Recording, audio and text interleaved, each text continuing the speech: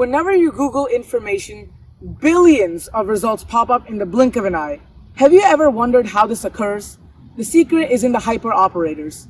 Many people don't know that computers use a series of advanced calculations called hyperoperators in order to find information quickly. Exponentiation was never the limit of math, so let's see how far we can go with hyperoperators. Starting with the basics, we have counting. Addition is repeated counting, or an iteration of it. On level 2, we have multiplication, repeated addition.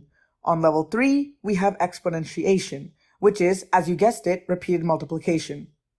Up until now, we've been talking about things that you would normally learn in elementary school, but it's about to get much more insane. Titration. Have you ever heard of it? It's iterated exponentiation. By the way, we'll be using Newton's up arrow notation from now on. In this notation, exponentiation is written as x arrow y, and every operation above it gets an additional arrow. Titration is a power tower of exponents stacked on top of one another. It gets pretty crazy after 5 levels or so. Pentation comes after titration. It's repeated titration, so 3 pentation 3 would actually be 3 titration 3 titration 3. Hang on here, because it's about to become crazy. Once you multiply out a 3 titration 3, the result of that becomes the height of the next power tower.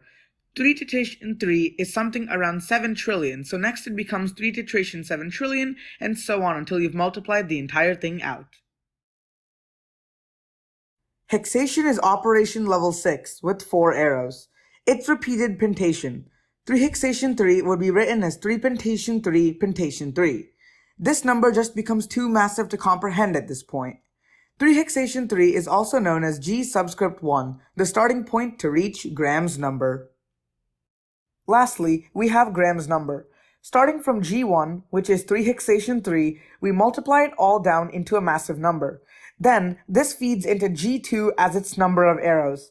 Yes, G2 is 3, G1 arrows 3. Titration is 2 arrows, pentation is 3, and hexation is 4. G1 arrows. Think about that. It's just enormous. Like this, G3 is 3, G2 arrows 3, and so on. Graham's number is G64. It is so massive, it's impossible to even think about.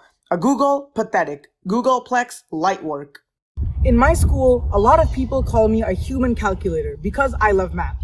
Trust me, hyperoperators are way out of reach of humans to write out, much less calculate.